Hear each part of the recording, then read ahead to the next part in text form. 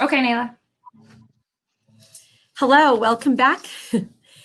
Now it's my pleasure to welcome session 2, how to redesign your team. In this session, we're going to explore people, process, and tools. Here is Mike Beck, our moderator. He is talent acquisition at Nasuni and also one of my advisors at Mass TLC. Mike, I hand it over to you. Thanks a lot, Nayla. Great to be here. And we have a great panel. Will from Burning Glass Technologies, Amy from Acquia, and Sarah from Workhuman. So as everyone's been doing, if you do have questions, please submit them to chat and we will follow up with those in the follow-up summary. Also, as practitioners, you may have additional examples. Please submit those as well, and we'll add those to the community summary and send them out. So to begin, I just wanted to ask the panel, Will, Amy, and Sarah, why is this topic, how to redesign your team, important to you? Great. Well, thank you so much, Mike. It's great to be here, and I think this is definitely a topic that's near and dear to my heart because at Burning Glass Technologies, where I lead our human capital management consulting and research team, really everything we do is focused on how to build the best team and how to design a team around the sets of roles and the sets of skills that are going to lead to the most productive and innovative culture possible. Just a little bit of background on Burning Glass. We are a labor market analytics and software company that's headquartered here in Boston, and we really are focused on leveraging proprietary data sets and big data to better understand key trends happening in the workforce. And one of the key trends that we've seen coming through most clearly over through the data over the past few years is that the labor market is in a constant state of flux, especially when you look beneath the job title level at individual skills that are in demand and emerging across the workforce. And one of the key phenomenon that we've seen is something that we call skill hybridization. That's where you see new roles emerging that historically don't have precedent in the workforce. They might be fusing new skill sets together, such as a UI UX developer who's a little bit of a software developer, a little bit of a graphic designer. It could be even a marketing manager who now needs more data analysis and SQL skills. And these hybrid roles are emerging across industries, across different types of roles, and they're fusing together disparate skill sets from domains that historically didn't go together in the past. And that can unlock new levels of productivity and innovation when you combine those new skill sets, but it also means that because there isn't historical precedent for combining those types of skills, there aren't good training programs in place for creating those workers. And so organizations need to be more proactive in thinking about how they design their teams around those new combinations of skills. And they also need to be proactive in thinking about how do they constantly reinvent themselves to adjust to new changes in the strategic environment, whether it's driven by a pandemic such as COVID, whether it's driven by new innovation or any other disruptive force. And so all of the work that we do at Burning Glass, both with the organizations we work with, but even internally in building our own teams, is focusing on how do we build those new skill sets around those hybridized roles and optimize the way that we're structuring our team around those new skills.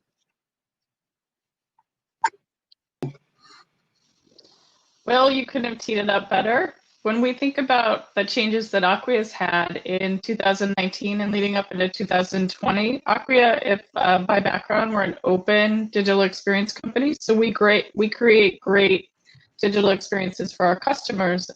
In 2019, we acquired 3 new companies, which really did a couple of really monumental changes to our business. It allowed us to build out our technology stack to be a more robust marketing and developer-centric platform, but that brought in about 200 additional global employees from countries in which we didn't work in before, and also a new focus on being able to have that role hybridization.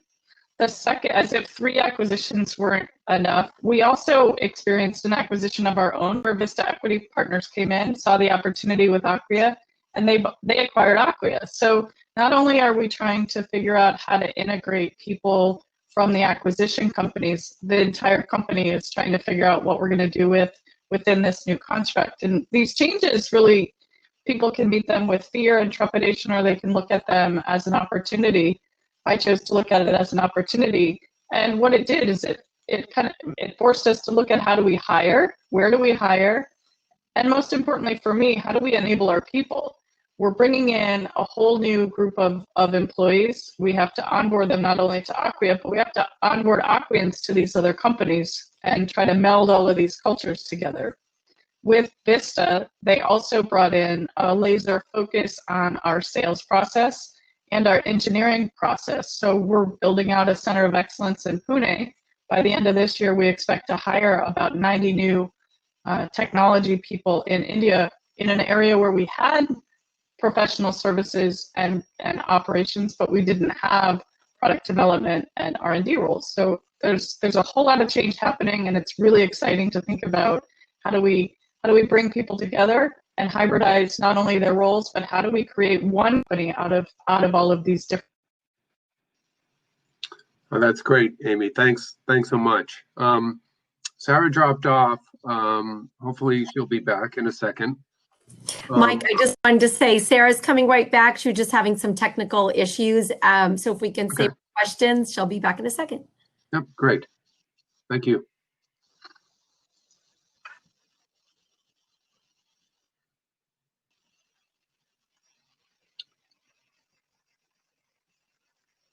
Okay. So as we wait, Will, I'd like to ask you, what are the tactics organizations can use, to be ready for the future of those skills? It's a great question. It's an important question. And one of the things that I think is important to remember is in order to know what future state skills you should be developing in your organization, you have to know what skills you currently have so that you have a baseline and you know your starting point. And I think that being able to define your workforce in terms of the skill sets that they have rather than just the job titles that they currently have is a bit of a mindset shift for a lot of organizations that historically define their workforce in terms of headcount. And so the first step in that journey is really understanding what are the skills that your workforce has today. And once you have that baseline, then you can start to think about what are the skills we're going to need in the future to be better positioned and more competitive. And there are a few ways that you can do that. And I think there are two different high-level sets of future-ready skills that you can think about. The first are general skills that are really the foundational building blocks for building a more agile organization that'll make it easier for you to pivot regardless of what strategic direction you take in the future or regardless of what disruptive forces occur. And so these are things that are more foundational in nature and that might not necessarily need to align with a particular department, but are important to have across your organization. These are skill sets that in the past we've found to be things like foundational human skills, so interpersonal skills, collaboration skills, communication skills. Those have always been important, but in a digital economy, we also see that organizations, in order to be more agile and future ready, also need to have a strong amount of literacy in digital building blocks across their organization, things like foundational knowledge of software, data analysis, security and privacy. We also need, but then we also need a third category of skills, which we call business enabling skills. These are things like business process skills or project management skills or other skills that really serve as a bridge between what you're doing and why you're doing it, and then being able to communicate that to a diverse array of stakeholders. And having those three combinations of skills, we found, leads to a more agile organization that is quicker to pivot regardless of what the future strategic landscape looks like.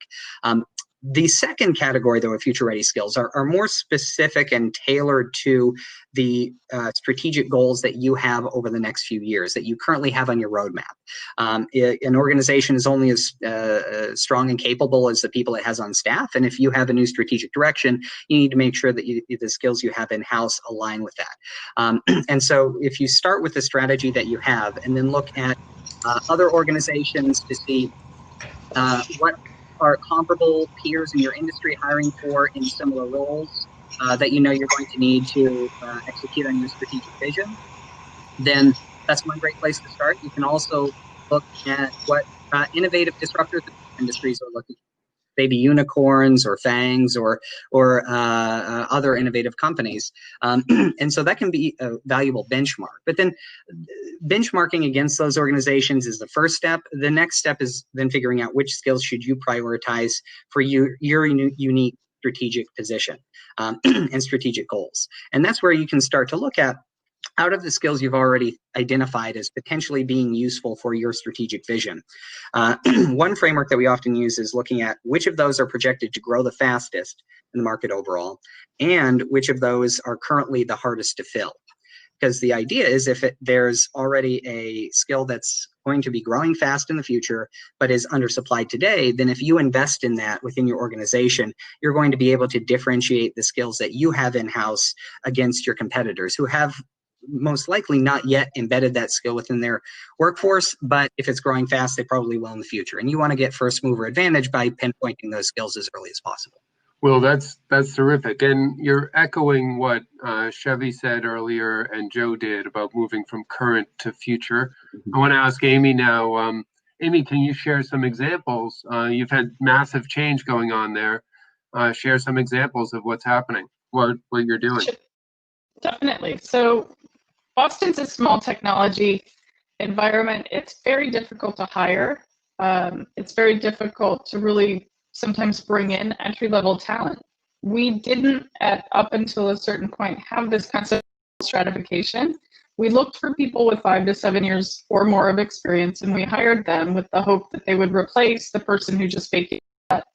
No mind to whether or not there was an opportunity for that person to grow their role, or even take a look at what they needed to have 5 years prior. So looking at role stratification, one of the big changes that we started doing is with the guidance from Vista, we started a program for our early career starters. So these are folks that are maybe 3 years into their career, either just leaving college, or if you think about, we've had actually a tremendous number of people who are career changers, people who have gone through a technical boot camp, for example, in our UX team. What we've done with this role stratification is really looked at dividing it from an associate and adding associate level roles into the program so that it's no longer just professional, senior professional manager. Within that role stratification, we've been able to give more opportunities to people that are earlier in their career, give them faster promotion timeframes. So no longer is it that long wait between when am I ever going to get promoted, but being able to identify the leveling within that role, but also then taking a look at the early career starters as a population, targeting and then enhancing our university campus recruiting program, enhancing our diversity in recruiting. We are working right now with a couple of the Hack Diversity Fellows from a DE&I perspective. I think there's that strategy, but then there's that, what do you do once they start? Because now you've got a group of people who may not have, as Will alluded to, that business acumen, those skills within the workplace, or even in the workplace that Acquia. So we built out a two-pronged approach. We took a look now at 3, actually, if you consider the role stratification. The tactical pieces are, we've built out our early career program. So it's called Compass. It's a 4-part cohort-based learning. And it's based on exactly what we need to see, which is level setting people against what we expect of that behavior at Acquia. So they kick it off with a session around building their professional brand. Who would have thought that would have been so important? But this cadence of learning requires them to then partner with their team and also to partner with their manager in that learning process. So there's a constant give and back and forth with the classroom, flipped classroom activities and the exercises with their manager. And what it does is it really level sets all of the new starters with this idea of what's expected of me, and they exit that program. It's about a 2-month program with a concrete development plan of really concrete learning and development and career enhancement opportunities that they can have. Then you flip it and you think about management development and manager readiness to be able to manage this level and this new population, which I'm in that situation right now. It's a very different experience. And so we've formalized our management and leadership development programs and broke them out into 3 tracks. So we have a we do a lot of this with a cohort base because we really strongly believe that Acquians are our best teachers. And so we have a five-part Managing at Acquia program where we look at everything from leadership style all the way through building great teams. It's run in the same way where those participants partner with their teams and with their managers, so they're also learning how to manage up.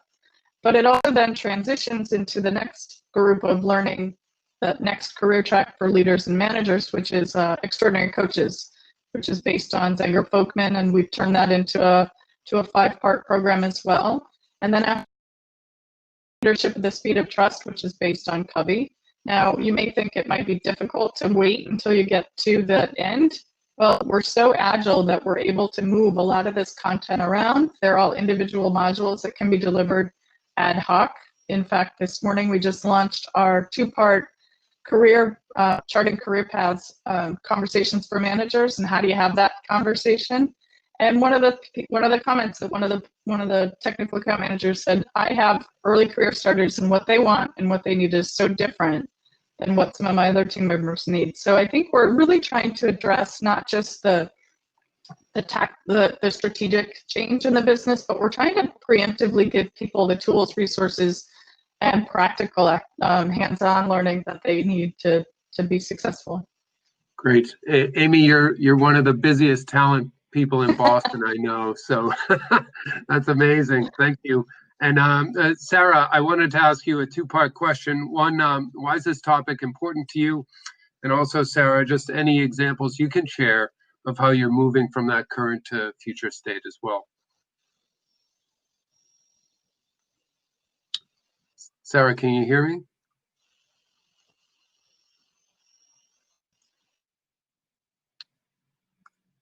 Let me just see. Okay, we lost Sarah. So Will, I want to switch back to you. So, you know, we just heard from Amy. She has so much on her plate. But can you share what other companies, you're looking at research trends, you're looking at this macro picture. What are you seeing from that research perspective that other companies are doing?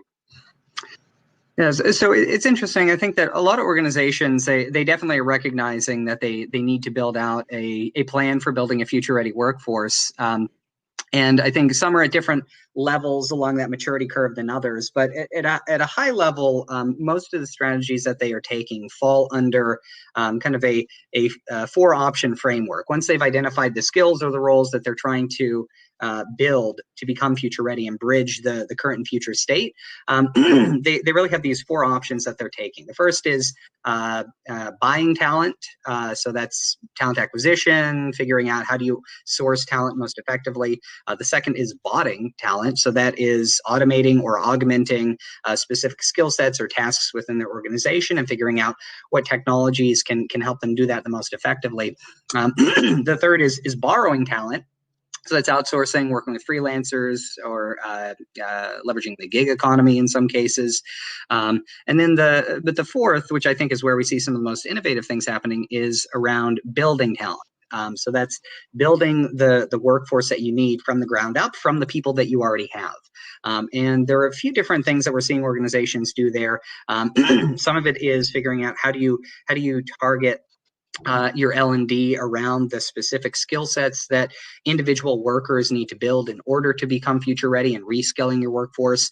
Sometimes it's building more internal mobility by identifying skill adjacencies between their roles and figuring out how people can transition across roles or even across departments because they have 70 or 80 or 90% of the skills necessary to make that jump into a new role. And I think one of the things that Amy was talking about, how they, have started to build out this, greater internal mobility and stratifications between different roles is something we've seen other organizations start to take as well. Some are, again, further along than others, but just to give you a concrete example of how this has played out in practice at one organization, it was a large financial services firm that realized they could build out these internal career pathways. And every time that one person moved into another role or left the organization, they would refill that role with somebody else internally. And then that person who was transitioned into a different role, that their position was filled with a new role internally, and they would go all the way down the line, refilling with internal hires until they got to an entry-level position, and they could hire somebody fresh out of college and then develop that person. And what they found was not only did it increase retention and reduce the ramp-up time for people to learn the skills necessary to perform their new roles, it also was a dramatic cost saver. Every time that they went through that process of backfilling with internal candidates until they got to an entry-level hire, they found an average cost savings of $20,000 to $25,000. And they had hundreds, if not thousands, of roles that they were trying to fill this for. And so they realized that they could find tremendous cost savings by building those internal pathways around skill adjacent roles to backfill open positions. And we're seeing that a lot of other organizations are realizing that there are tremendous cost savings with taking that approach. That's great, Will. I mean, there's so much information that you guys are throwing out here. It's almost tough to absorb it all, but thanks. Amy, I was wondering, what other processes or tools have you implemented to make these changes too? You're on mute, I think, Amy. Sorry about that. One of the biggest changes I think that we've made is taking a look at how to career and trying to align the learning and the skill development. So going to what Mike said, or sorry, Will, building the talent from within. So we just came off of a 3-day virtual onboarding program for our Center of Excellence. It's the first time that I've tried to do a virtual onboarding program. And one of the pieces that the key takeaway here is it's not necessarily the activity of learning, it's the connections that we were driving between the different participants so that they can get a chance to talk to the chief technology officer, the head of engineering. I think skill is one aspect of being able to future-proof, but I think also there's this incredible need for us, as I said, with all of the acquisitions and all of the hiring that we're doing, is to build that community and that culture. We're born out of open source, and so that ability to learn from each other is really critical. So instead of talking to people for 3 days on a Zoom, we actually had other people from the business come in, do presentations, they did breakout sessions, all with the guise of the future concept of that R&D team is not to just build QE engineers or UX people, but to build a full stack development team in India so that there is that technology trade-off. We have no idea what technology is going to happen tomorrow and what we might either build or acquire. And how do we help our employees become ready for that? In my opinion, it's not to just get them pigeonholed into one type of role that they have, QE or support, but to really be able to provide them with a full gamut of opportunities. So within the Center of Excellence, we're building out not just an onboarding program, but it's probably going to be about a 1 to 2 year long program to really help them get fully indoctrinated into Acquia products, but also to build out that network across the company and also building out their skills.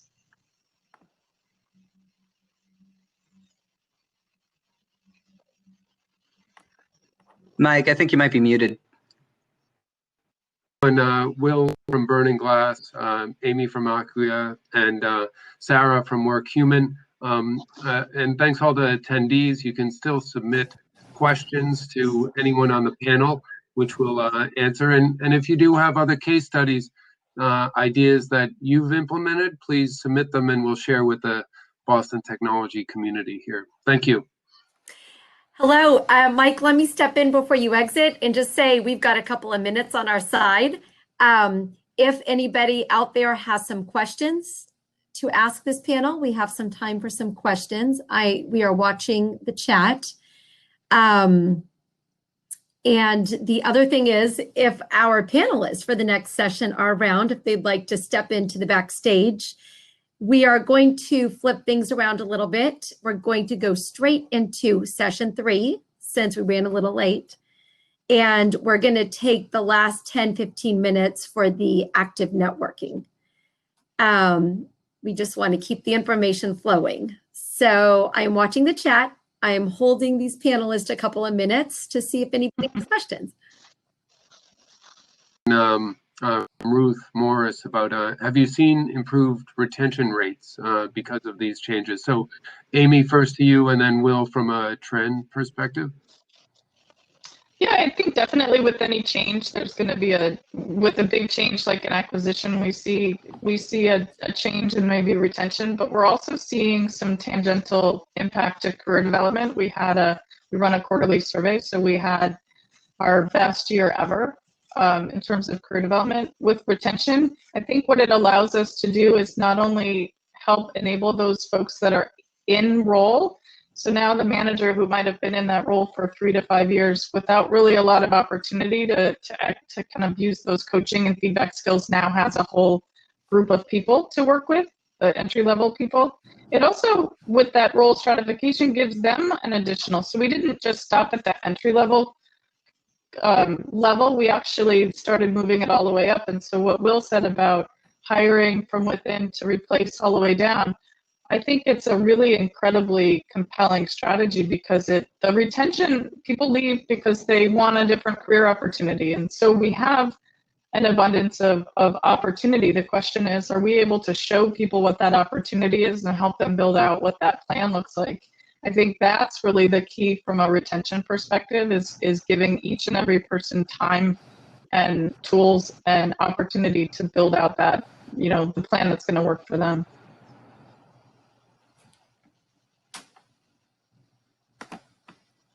Will, same question to you. Yeah, I think we definitely do see an impact on retention. Many of the organizations that have implemented either policies similar to the one that Amy described or the one that I described at that financial services firm, or even organizations that are just showing that they are investing more in giving new opportunities to workers, whether that be through training, whether that be through career advancement, or whatever that may be. We find that organizations that are taking a strong build approach in developing the future-ready talent that they need have higher retention rates. They have greater employee engagement. And in general, they have more productive, happier employees. That's also something we see internally, even at Burning Glass. We try to practice what we preach, and we also have taken some of these initiatives internally. And I don't have specific numbers, but off the top of my head, I would estimate we've probably seen an increase in retention of minimum 20 to 40% once we start to build out these internal career pathway programs. So at least within the analytics team. So we definitely see strong evidence that investing in a build approach and developing your employees results in much stronger retention and engagement across the workforce. Yeah. And Amy and Will, you both seen that shift in the role hybridization or the skill hybridization where people are sharing skills, maybe Will, as you pointed out, right, doing design but also programming, or one skill in another. Does that lead to retention as well, do you feel? And can you increase that, or is there reluctance to kind of get out of people's silos? So we've definitely seen that can increase retention and benefits for workers. And so actually, to give you a concrete example, hybrid jobs, they don't necessarily have to just be in high skill tech roles. They can also be in any other role you can think of in an organization. And we did some work with a large consumer goods company that was looking to build out flex roles in some of their frontline delivery, loader, and merchandiser positions. And what they found is that there were strong skill adjacencies between those three frontline roles. And they were able to find workers who they could train up in all of the skills necessary to perform those three functions. And they could shift them into different roles based upon seasonal fluctuations in demand for those functions. And it benefited the organization because then they could respond to those seasonal fluctuations with more agility. They didn't have to hire and then reduce their headcount in strong fluctuations across the year. It also benefited the individuals, though, because then they were A, given a salary bump, and B, they were developing new skills and given an internal advancement opportunity within the organization, and they saw increased retention and increased productivity across those roles. And we see similar things in higher skilled positions as well. But it's I think definitely the case that when organizations are thoughtfully hybridizing these roles around skill adjacencies and then building a workforce with those skills, it can benefit everybody in the process. Okay, I'm going to interrupt. Thank you so much for such rich content. Thank you for all that extra bit of information. I'm going to wrap up this panel and say thank you to Mike, Amy, Will, and to Sarah, who had some technical difficulties. I feel so bad for her. She sends her apologies to everyone. For everybody out there, please hang in. We're going to bring in the next panel. We want to make sure that you guys really get to hear them and so they're not pushed off a little bit later. And when they're finished, please stay for the networking. So thank you so much to this panel. Thank you. Thanks.